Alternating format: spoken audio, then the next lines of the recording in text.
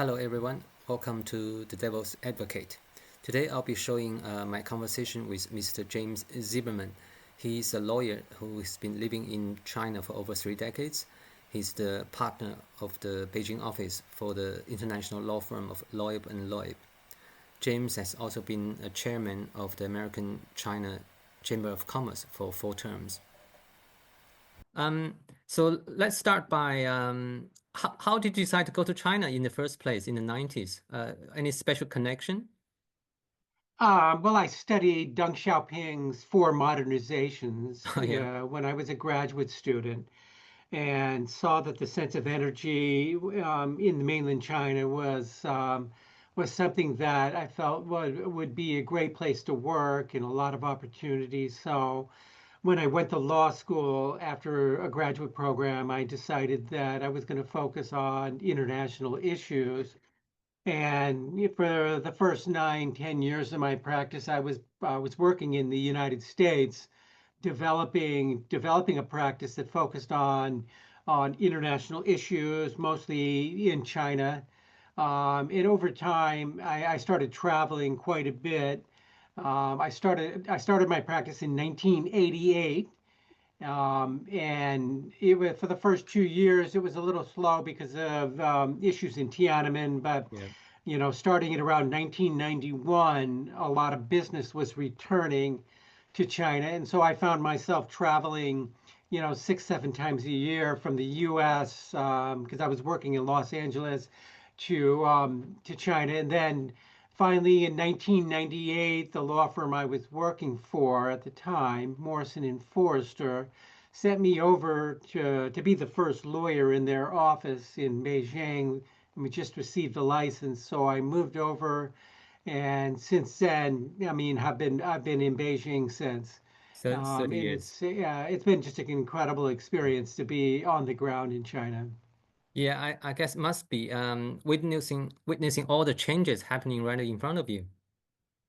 Yeah, there's a lot of changes, most for the good.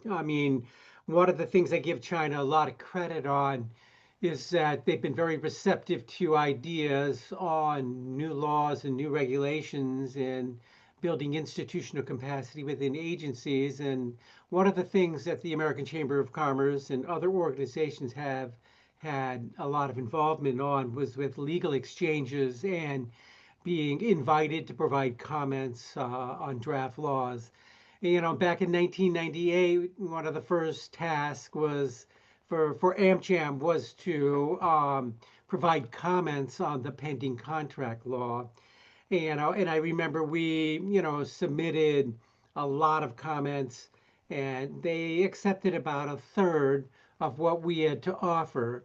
And it showed that they were very willing to listen to the ideas of the foreign, of the American business community and legal community. So the state legislative affairs office at the time was very grateful for the input.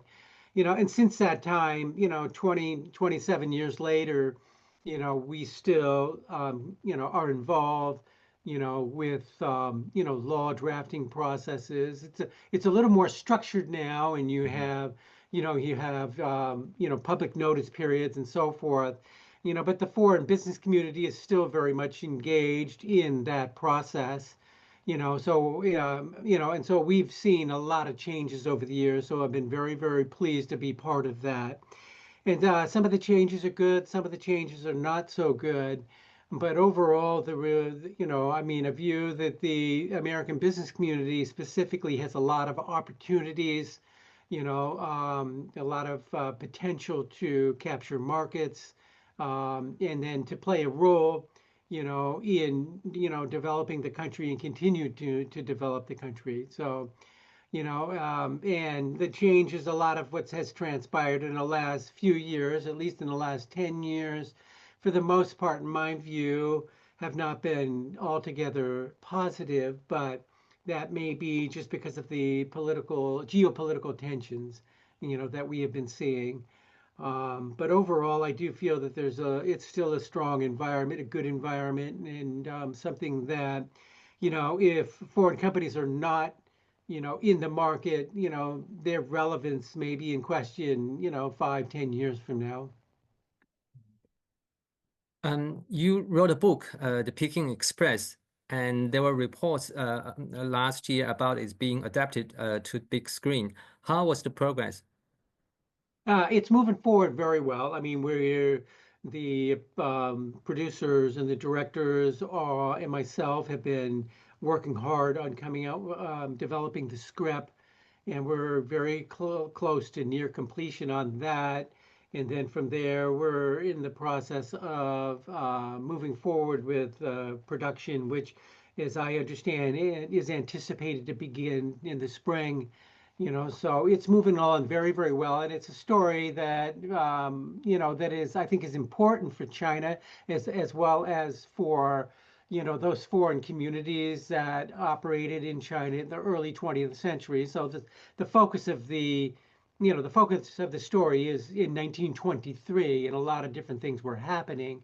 But the film itself, I think, is going to be a very good opportunity for co-production, joint production between the U.S. and China, and so I'm excited about that. And so I'm very much engaged with that. And I've also, where the events took place in Shandong province, the local leadership is very, very excited and very welcoming to support the film. Yeah, a lot of the architecture that was around in 1923 is still in existence. And so we look forward to doing some local filming, in Shandong.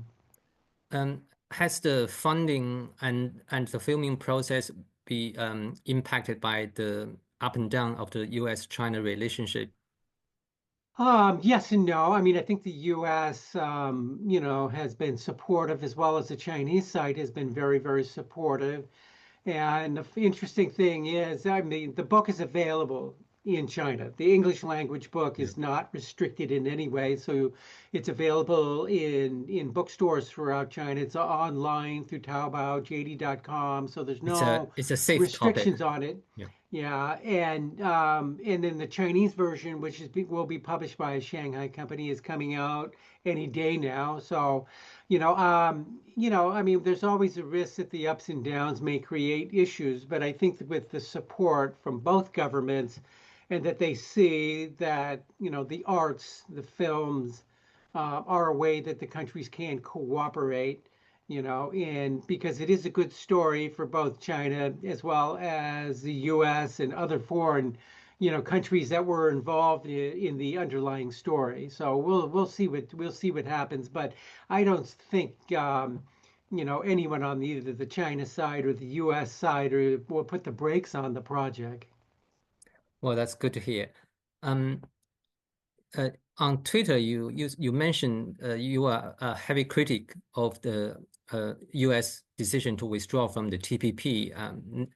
But that's a bipartisan decision, right? I remember Hillary Clinton at that time said she's going to withdraw too.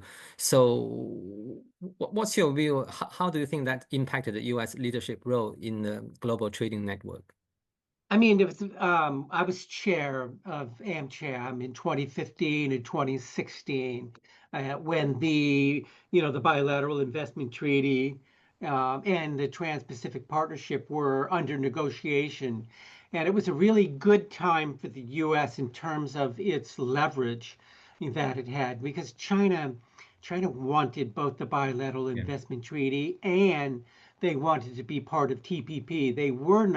China was not an original, signatory of the TPP treaty, but they wanted to be. And they made it very clear that, without China, TPP was incomplete.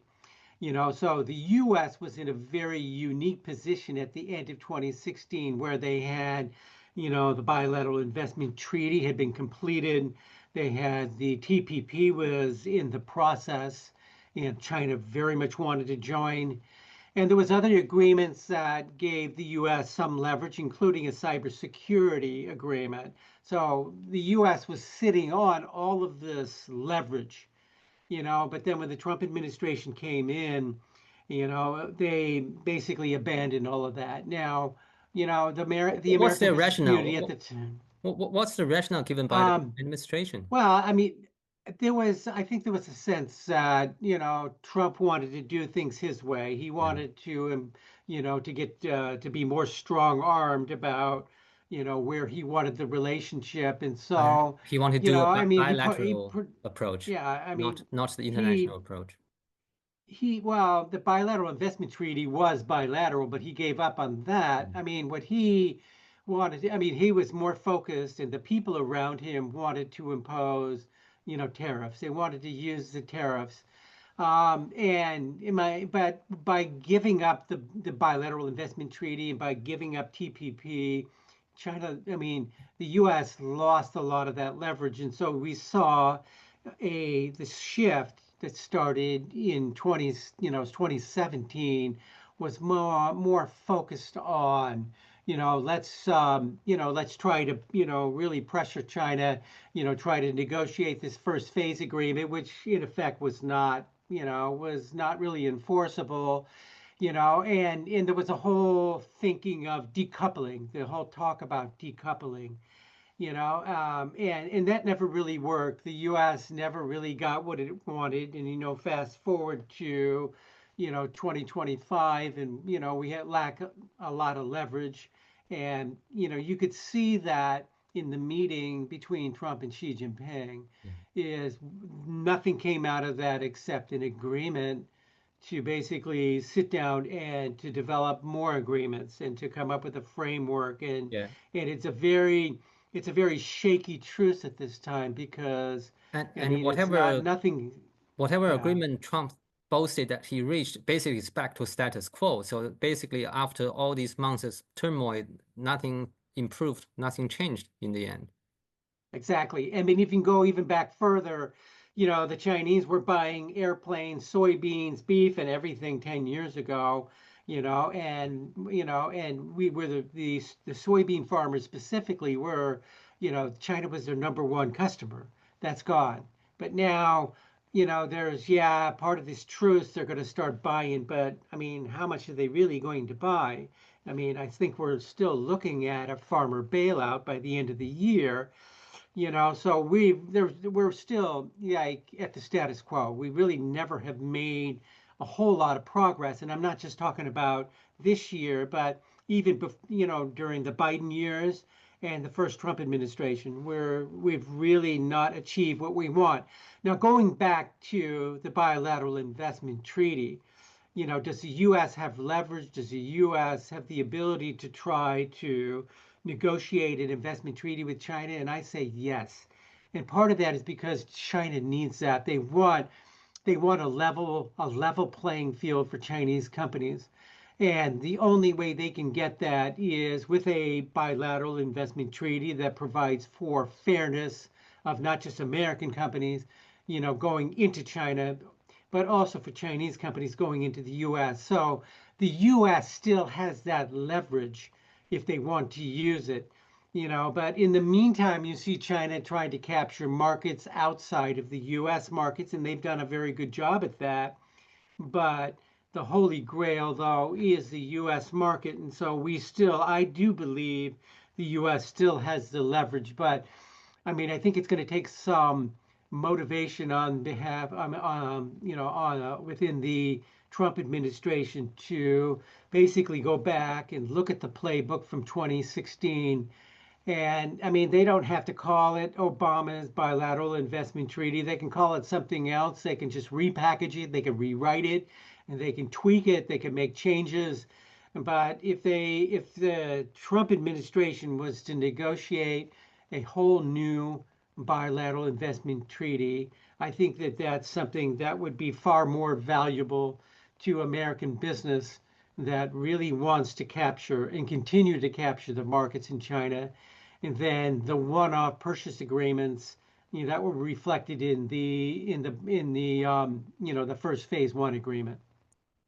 Um, as American yourself, what do you think of President Trump's overall objective of the trade war? I mean, it's kind of a bilateral, no, bipartisan consensus in Washington, D.C., right, that the U.S. needs to do something about about the trade deficit and the loss of manufacturing jobs in the U.S. So do you think Trump at least had something right in his objective in launching the trade war?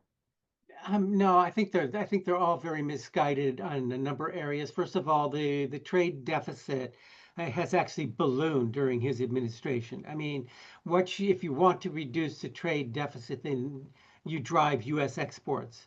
You drive U.S. exports, the key areas that we're good at, the Boeing airplanes. Yeah. We don't make the Boeing airplanes in China. I mean, the Boeing airplanes bring billions and billions of dollars to the U.S. The same thing with soybeans. Yeah. When you are concerned about the loss of manufacturing jobs, you're going to lose some, and you're going to the ones you lose are more of the low end that actually China's losing. Yeah. The textiles, the sports shoes, the furniture, that's moving to more low-cost countries. China's losing that. China wants to move up the value chain, but the U.S. is in a strong position because it's at the peak of the value chain. Yeah. It has a lot to sell to the world, but it really needs to do a better job at telling that story about the success of American companies in China. And that could be anywhere from life sciences. I mean, we have the technology, let's sell it. Yeah. The airplanes, the aerospace. I mean, we've got so much that we could be doing more in terms of selling. AmCham companies can lead the way on that. Even, countries like Australia see it's a huge market, but are you going to bring back, textile manufacturing? Probably not, but you need to pick and choose where your strongest advantage is. And if you have that comparative advantage, great. I mean, look at Tesla. 10 years ago, I mean, how many cars were sold in China from Tesla? Today, it's considered a very booming market. Yeah, it's a top You know, selling. and and I mean, when you look at companies like Walmart, they've got almost 30 billion invested in the market here. They've got, I mean, almost 80,000 employees. A lot of the revenues generated in those stores goes right back to the U.S. So there's a lot of ways the U.S. is succeeding. And one thing people forget when they talk about the trade deficit, that is a trade deficit in goods. They don't realize is that the U.S. has a trade surplus in services. And companies like Walmart are driving that services, like Google, well, not in surplus. China, but yeah. So I mean, I think the deficit is kind of the wrong thing to gauge the relationship on. The bipartisan, I think, driving that bipartisan messaging over China, fails to take into consideration a lot of the success that American business has. And my view is American business must raise its game to talk about, the good things, talk about the successes. And they're not doing a great job at that. They're just, I mean, on Capitol Hill, they're getting beat up. They need to be out there talking about how sales to China actually benefit the communities that they operate in. Boeing is a perfect example, but there's dozens and dozens and dozens of other companies like that that need to tell their story and get it out there. So, but yeah, I mean, I think Trump is running on the wrong messaging. The messaging of we have a huge trade deficit, let's bring manufacturing home. That's not going to happen. Right? That's just not going to happen. And all of these, the trade war and the tariffs, where he's misguided on that, is that tariffs are paid by consumers. And you know what? We're at Christmas time, it's going to end up being a huge cost for consumers and the companies that are bringing these products into the market. It's been delayed and delayed, but Christmas time prices are going way up. Okay. So, but I think Trump needs to, I mean, and we saw this with the meeting last Thursday, last week was between Xi, and Trump, is that we feel, the business community feels, and I think the U.S. government is saying that we have a new relationship. We have a new emerging, relationship between China and the U.S., and that's fine. But we really need to focus more on where we can, really make money, and that is all the U.S. companies. And look at what's happening at CIIE this week. China International Import Export Expo. The American companies there, the presence is huge, but they're really trying to better tap this market. Yeah, it seems to me that the President Trump has some very wrong ideas about trade and deficit and economics, some just basic concepts. For example, you mentioned that he's continued to believe foreign companies paying the tariff, and he continued to believe that deficit is about foreign countries taking advantage of the U.S. as if they tricked in U.S. into buying other people's stuff. And so nobody, it seems to me the problem is nobody around him in the White House want to correct him, right? He has been holding these wrong ideas for decades, and nobody told him that it's wrong. I think the people around him are beginning to, tell him that, our direction is not correct. One is you don't hear Peter Navarro speaking out No, I don't like see you him in used public to. anymore. No. Yeah, he has been, I don't want to say he's been silenced, but maybe he has been sidelined Yeah. a bit, and that's a good thing, Yeah. because Peter was one of the proponents for, for tariffs. And there's other people that have been effectively, silenced in that area. And Trump himself even admitted, I think yesterday, Yeah. Some where he Americans are paying basically the said tariff. Americans consumers are paying Okay. something. But I think there's not just a realization, but there's a slow admission that they know the path they're going is not sustainable. So what Trump is, you have two things when you negotiate. You have a stick and you have a carrot. He loves to use the stick. He Yeah. thinks that is the most effective way of getting anything done. But China does not react well to threats or Yeah. the stick method. And They also, react well. They react well to the incentive, to the carrot. And so if you want leverage, you have to go to China and say, look, we'll have a bilateral investment agreement where your companies can come to the US, and that's the carrot. That's not the stick. So Trump needs to find a balance. All negotiators need to find a balance between the stick, and the carrot method of yeah. negotiating. And Mr. Trump doesn't seem to realize that China has an equal big size of stick themselves. For example, the rare earths, things like that. So it's not like the U.S. is the dominant force in this relationship anymore. I agree. I think that China has been quite diplomatic about not using the stick, which is more of the supply side Yeah. dominance that they have with rare earths and with other items. So they've been very cautious about it. They did use it against Japan about 12, 13 years ago, but they're very cautious about using that leverage. And why? Because they know that it doesn't work all the time, because basically when you use that supply side dominance, and that happened with during the oil crisis in the 70s. All these oil producing states tried to use it, but what happened is people started looking for alternatives, and that's going to happen with the rare earths. The US is going to find alternatives. Yeah. That will take time, but so China is very cautious about using the sticks as well. What I'm hoping is that they don't use the sticks against the American companies, because I don't think they're going to do that, because getting aggressive with American companies is biting the hand that feeds you, and so you got to be very cautious about that. And China needs, China as well as the US, they need to balance the incentives Yeah. versus the enforcement, the sticks and the carrots. They need to balance it better, And but hopefully Trump is going to learn that he's going to get more out of the yeah. countries around the world with the incentives versus the versus tariffs. but that's the problem, is that you don't really want a president sitting in the Oval Office learning this stuff through actual trade wars. You would think that before you launch the war, you have advisors laying out all the scenarios and up and down before you pull the trigger. But he seems to be learning on the go.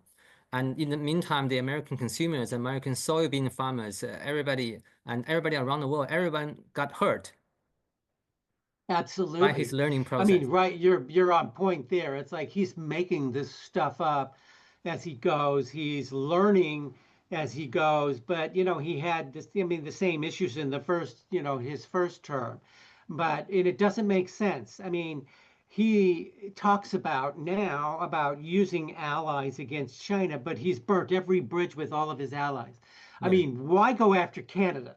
Yeah, I I mean, don't my understand the goodness. logic. It No. made no sense. Why go after Denmark over Greenland? Yeah. Oh, come on. American I already mean, had bases there. Well, why would you want the actual ownership of Greenland? You already had bases there, right? yes, I mean, it makes no sense. And so right now, he cannot. I mean, in my view, he can't be sleeping at night. I mean, he just has boxed himself into a position where he has no leverage, he has no allies, and he has no real effective strategy on and how to go forward.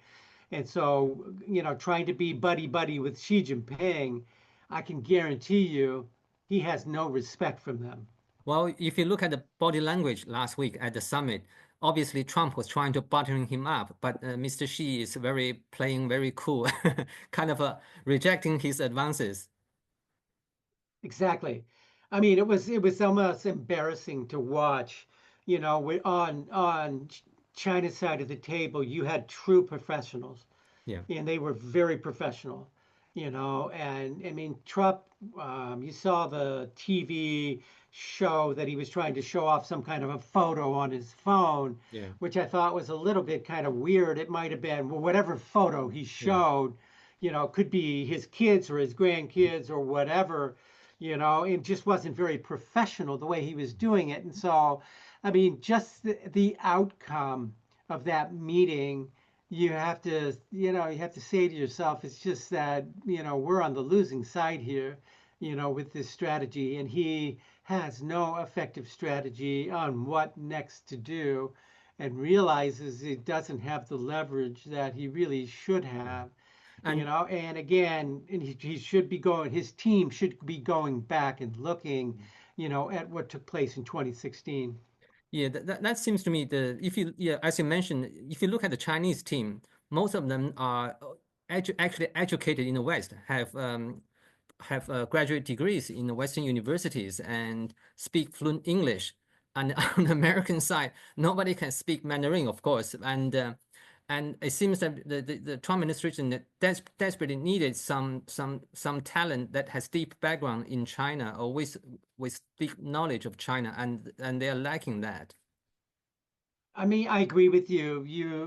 The Chinese side has a very, very professional group, of negotiators, but there are people on Trump's side that do have some skills, but it's more than just the skills too. It's also the manners, the demeanor, and when you negotiate. I mean, up until this meeting between Trump and Xi, you had, Greer, USTR Greer, you had Bissent out in the public saying negative things about China. I mean, and it was Yeah. tactless. It was very tactless. Very I mean, undiplomatic. yeah, and the other thing, very undiplomatic. And on top of that, none of them have visited China yet. Yeah. None. All right. And even when you go back in under the Biden administration, USTR Catherine Tai did not come to China once. All right. Now we were going through some, a lot of other different issues, and COVID was the restrictions were there, but she never made the effort. Her job was to negotiate trade agreements. All right. And the only way you can do that is to sit down with your counterparts. But so you're right. The Chinese side has some outstanding diplomats, trade negotiators, highly skilled individuals. The U.S. side, Yeah, we have some, a few of them could be considered very well, outstanding academics and so forth, or, business folks. But it's more of the demeanor issue. It's the strategies, the negotiating tactics. Yeah. I mean, when you have the Secretary of Treasury and the USTR constantly out in the media, attacking China, what do you expect the reaction is going to be? I And mean, also, they're, and I don't know who is actually advising Scott Benson. He seems to think that the Chinese negotiator was sacked, but he was not. And so that's just wrong information in his head. I mean, he was so wrong. I mean, that's the part of the problem. They don't have people that are on the ground that are basically educating them on the issues. And I don't think that what happens in Washington, I don't think they're talking to the people at the U.S. Embassy. They need to use the people at the U.S. Embassy more. Yeah. People like the Deputy Chief of Mission, Greg May, who really understands China, or even with David Perdue, Ambassador Perdue, has some engagement with China and does know China to some degree. But what the folks in Washington it seem to be ignoring a lot of the China hands. Now, maybe that'll change, hopefully. So I'm actually optimistic and to try to, I mean, that we'll see some change in focus. If not, if we go back to the trade war and nastiness and undiplomatic, comments within the media, I think China is going to basically say whatever and move on.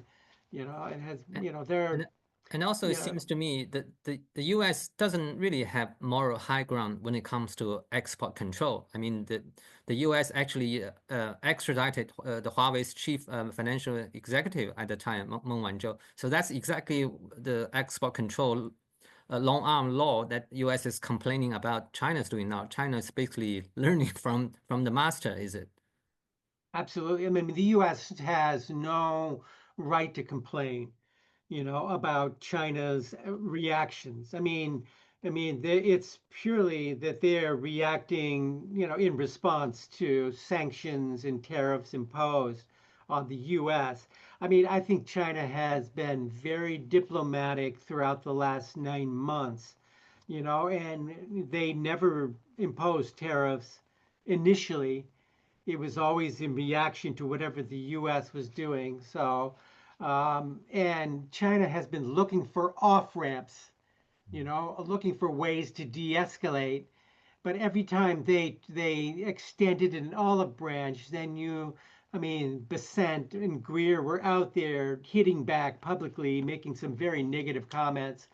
And I do think China's patience is very thin right now, but I think they're happy with the current truce. They want to, in my contacts within the Chinese government, they want the momentum of a constructive relationship to move forward. We'll just have to see how it plays out. What about the views from Washington or from the establishment in Washington that for the last 20 or 30 years, uh, many of the China's industrial success is based on stealing intellectual property. I mean, you are an intellectual property lawyer, and there is suggestion that somehow this is given China advantage. For example, their regulation or requirement or forced technology transfer from foreign business if you want to do business in China. So what about those suggestions? What do you think they have?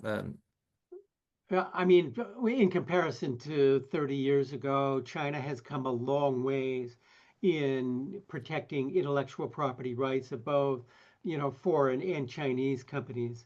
I mean, areas specifically with the protection of trademarks and copyrights, Yeah. domain names. I think they've made a lot of progress. And, U.S. companies are winning cases, with brand protection Yeah. issues in Chinese courts. All right. Patents, the technical aspect of patents, that's a whole area that needs a lot more work. But the only way that you can improve that area is, I think, is further engagement with the global community. And so with patents, I think China still has a lot of progress to make. But overall, I mean, with what we see as lawyers is a lot of times people that or companies that lose their technology is because they come to the market totally unprepared. Right? They don't protect themselves with agreements. The Chinese side drops hints about, hey, you need to transfer technology. Well, they should push back because most of the times, if you push back, you don't have to do that. You can either have it licensed or you don't have to give it to the JV.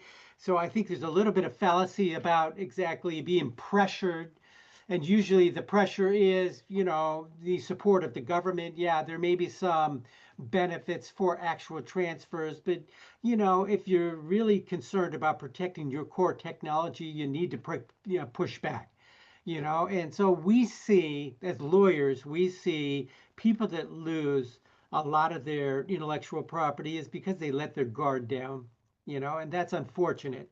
And the cases we have, and I can tell you, we've had thousands of cases, mostly on brand protection, is American companies, foreign companies are winning those cases. Now, there is a bit of misperception, I believe, back in Washington about that. I think and that's one thing where American companies that have had success with their intellectual property need to get the word out. The Congress, the people that go before Congress are usually those that have lost their technology, and they're the ones that are very, very bitter about China. And they're the ones where you see Section 301 investigations. But I mean, my view is on this that we need to engage China too, just like we've engaged China for 30 something years with the legal exchanges, is to engage China on raising its standards on specifically on patent protection and patent enforcement. We need to be there to support that. If we're not there and we're not engaged, then we have no right to complain. But there's a lot of other issues that that are before Congress. I mean, we could say, yeah, there's bipartisan support with the China hawks, yes. But I think that that is more of a reflection of the inability of the American business community to get the positive word out there. And what they should be doing is really pushing the administration for more market access to engage China to raise its standards, because that is what's going to help U.S. companies. And that's how we're going to protect our core technology. Because if China is considered to be an enemy, and I don't buy into that argument, but if China is considered to be an enemy, then I take the view that you keep your friends close, you keep your enemies closer. That's it. You've got to work with them. You got to watch what they're doing. So, but and that's not just in the business side, but that's also with military security issues. Obama negotiated a cybersecurity agreement that brought us to a situation where both countries backed off. We lost that now, and so the last 10 years, with at least with cybersecurity, it's been tit for tat going back and forth.